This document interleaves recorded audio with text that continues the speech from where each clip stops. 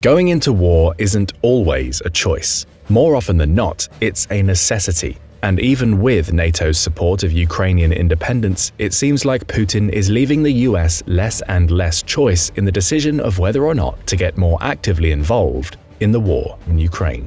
But if the US had to suddenly engage in a full-scale war against Russia, how would it fare? What plans is it making for such an eventuality? One thing is for sure. Putin had better buckle up.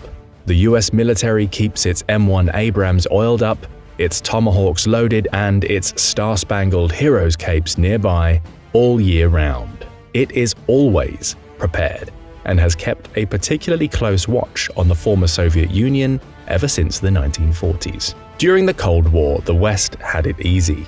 Despite communist coups and the proxy wars, the Americans and their NATO allies always knew exactly who the real threat was, the foe pulling the strings behind the scenes, if you will. It was, of course, the Soviet Union. For 45 years, the West had prepared, strategized, and planned for the ultimate eventuality, an all-out military confrontation with the Soviet superpower. Whether the Cold War conflict went hot by spiraling into the nuclear realm, or if kinetic operations remained firmly moored in the familiar bounds of conventional warfare, made little difference. What mattered most was that the enemy and its intentions were clear. Knowing that is half the battle. But what happened next changed everything. The Soviet collapse in the early 1990s kick-started 3 decades of self-discovery as the US spread its wings as the world's sole superpower. Combating terrorists, genocidal dictators, and non-state tyrants became the order of the day. NATO members drifted apart, the alliance's mission and purpose suddenly cast into doubt. Then came a 2-decade forever war in the Middle East. We all know how that turned out. After a decade of strategic revision, the US finally embarked on a wholesale pivot to Asia, now hoping to contain a Chinese threat which had for decades grown stronger, almost in plain sight. And then February 2022 happened. Russia invaded Ukraine. Geopolitical clarity, it seemed, was restored. The aggressive Russian bear, whose foreign policy since the Soviet collapse had vacillated somewhere between bitter Western resentment and surprising Western rapprochement, showed its true colors. America, firmly committed to bolstering its presence in the Indo-Pacific, nevertheless seized the opportunity in Europe. For years it had been nursing its wounds, trying to restore European partnerships and alliances which had slowly atrophied under the pressure of populist politics. The invasion recast these relationships in stone. Everyone in the Western world suddenly saw the reflection of their own histories in Ukraine's existential fight for its independence. The US and its Western allies pledged collective action: sanctions, hybrid warfare, material donations, refugee support, and military training. Everything short of entering the fight themselves. This Western support coalition has shown no signs of weakening now, more than a year into the war. If Finland's recent accession to NATO says anything, it has only grown stronger. What is this all leading to? For the Americans, who for a decade could not drum up the political unity required to deal with Russian revisionism, the Russian threat is credible once more. The pivot to Asia will continue apace. But now, with Eastern European sovereignty under threat once more, America must continue to do everything in its power to prepare it and its European allies for the ultimate eventuality, a full-scale war with Russia. We know you're probably laughing right about now. War with Russia, you're saying. The same Russia that can barely make inroads against a country 28 times smaller and with 100 million fewer people than itself. The same Russia that has allegedly already suffered 250,000 casualties in a single year of fighting, more than the entire number of Russian soldiers killed in every war the Soviet Union and Russia fought since World War II combined. Well, yeah, that Russia. As counterintuitive as it now seems, Russia still poses a grave threat to Eurasian security and Western values the world over. Western analysts are contemplating a number of contingencies that could result from the war in Ukraine, which fortunately for us all has thus far remained contained to a single country. The major one is the potentiality that Russia and its fuming dictator Vladimir Putin, finally recognizing the futility of winning a long-term victory in Ukraine, go absolutely rogue. Russia has all but burned its remaining capital with the West. Politically, Putin is a global pariah. Economically, Russia has been cut off from Western markets. Its once profitable natural gas left with virtually nowhere to go. Sanctions continue to cut into its ability to supply its military and civilian population with the specialized industrial and technological parts it needs to function effectively. Militarily, there's little evidence the latest round of mobilization will provide the tactical momentum Russia needs to win over the long term. Rather, it's more likely that untrained Russian conscripts or mobiks will continue to be fed into the meat grinder to little effect. Will Putin back down? You can almost guarantee he won't. He's already raised the stakes too high. His people, his propagandists at least, expect too much of him. He's paranoid. He must deliver on his promises. The Ukrainians, as long as they live and breathe, will never accept the Russian occupation on any scale. As a final recourse, Putin still has his nuclear umbrella, something he knows the West won't gamble on. From our vantage point today, it seems as though Putin's Russia, if it continues its present course, will almost have to go rogue. It won't end the war with a negotiated settlement unless something drastic changes, but as attrition whittles down its once vaunted military power, it will be forced to engage in its antebellum tactics, only far more aggressively. It will rely on asymmetric warfare and hybrid operations to destabilize the West. It will increasingly act like a global version of its now closest remaining ally of consequence, Iran, completely decoupled from the international community, pursuing a revanchist foreign policy using drones, proxy wars, missile strikes, espionage, and more, all while using its nuclear umbrella to deter Western retaliation. Nuclear threats will continue to grow in intensity. Cyber operations will increase in kind. Putin will target vulnerable pipelines and transoceanic fiber optic cables. Russia will continue to fund and sponsor disinformation and misinformation campaigns. Russian bots named Peter and Frank will enter your feeds at election times in the hopes of trolling you into voting for their candidate of choice. The bloodletting in Ukraine will continue. The threat of escalation will remain omnipresent. And that isn't good, because as one think tank put it, a rogue Russia still represents a geopolitical crisis of the highest order. It's a threat to global security, Western political systems, the cybersphere, space, and food security, not to mention every Ukrainian civilian. Let's be clear, Ukraine has blunted, if not outright neutered, Russia's conventional military power over the past year. That feat alone is remarkable. But this war won't end anytime soon. Russia remains a dangerous foe, and elsewhere, especially outside Ukraine, the bear can still bite. Make no mistake. So where, outside Ukraine, could the US see itself fighting Russia, and how would it do so? One of the geopolitical hotspots for a possible confrontation between Russia and the US is in a random chunk of territory wedged between Lithuania and Poland, known as the Kaliningrad exclave. This sparsely populated patch of land is Russia's gateway to the Baltic, a heavily defended former German port city ceded to the Soviets in the aftermath of World War II.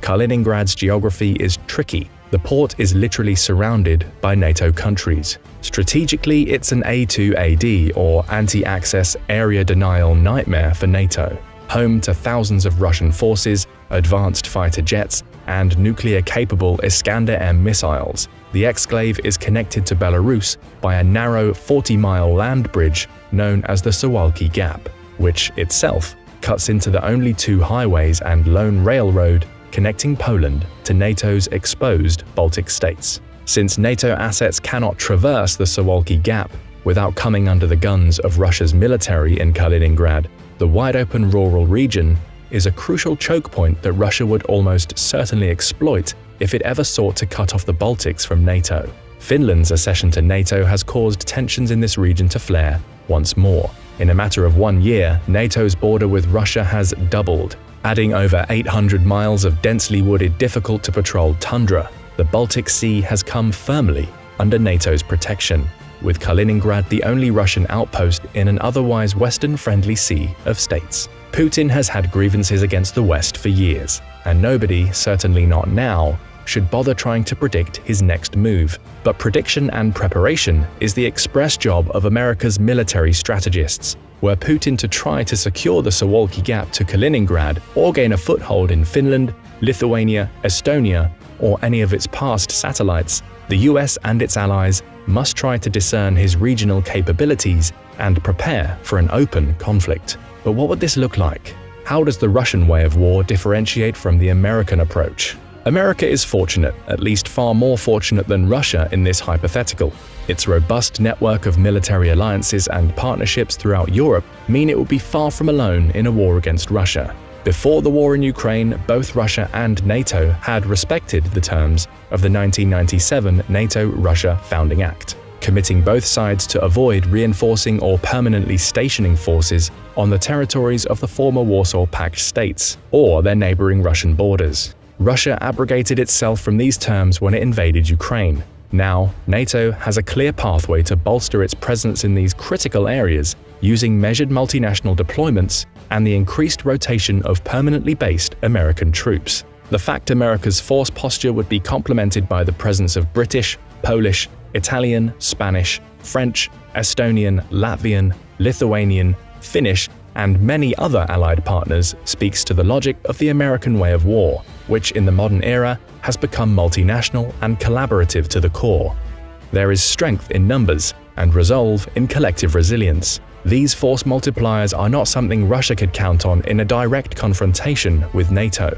In fact, it can only really count on direct, cooperative assistance from Belarus, and amid its attempts to keep out of the Ukraine war, Belarusian loyalty to Russia is an especially unproven commodity. While Russia has struggled to coax Belarus to fight alongside it, NATO's military personnel now exceeds 5.4 million, 4 times that of Russia. According to Statista, NATO also has about 5 times as many aircraft, 4 times as many armored vehicles, and 3 times as many military ships. Not to mention the backing of the world's biggest defense spender, the US itself, with 1.39 million troops alone, and a defense budget of $801 billion in 2021, dwarfing second-place China with a net spend of $293 billion, and Russia, who spent a paltry $65.9 billion that same year. Before Russia invaded Ukraine, each year it conducted massive, multi-day military exercises demonstrating its military power.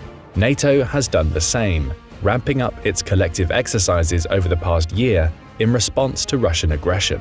While these exercises show little more than NATO's theoretical military effectiveness, the war in Ukraine has brought Russia into stark relief, and it has certainly been found wanting. Russia is in the midst of a new military reform, something its Ministry of Defense announced at the end of 2022. Most see this as little more than a haphazard attempt to patch a sinking ship. They're trying to grow their modern military to the size it was over 2 decades ago. But today there remains a lack of specialists in charge of maintaining military equipment and vehicles, as well as military infrastructure inherited from the USSR, which no longer exists today. Additionally, there were tens of thousands of auxiliary positions like military financial officers and army construction workers, which have also ceased to exist. In other words, noted Russian military journalist and military analyst Pavel Felgenauer, the nominal size of the armed forces cannot be increased in a realistic and meaningful way. Russia lacks qualified junior officers. There's nobody to command the conscripts they're throwing into battle. The army of 1.5 million soldiers Russia dreams of is little more than a bureaucratic fantasy. Still, Russia is frantically trying to restore its depleted forces to the numbers it boasted prior to the invasion of Ukraine. It isn't working.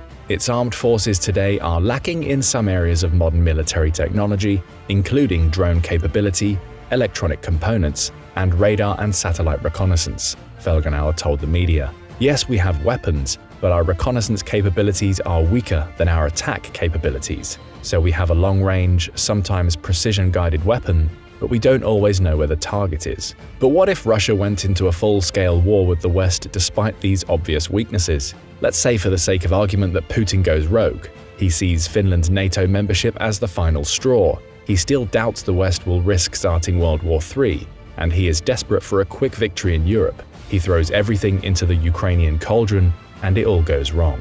Armed with Western tanks and eventually aircraft, Ukraine mounts a series of counteroffensives that all but push back Russia to its own borders. Decisively defeated on the battlefield, the enemies of Lukashenko's pro-Russian faction in Belarus stage a coup and oust the leader from power.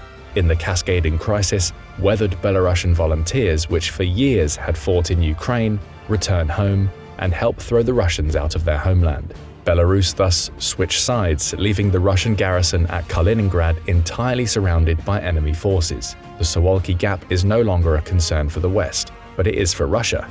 Over time, Poland, Lithuania, and other NATO countries pressure the Russian garrison to demilitarize. Morale sinks. They are at the whims of NATO naval forces in the Baltic, Swedish missiles on the neighboring island of Gotland, and all but blocked from their homeland.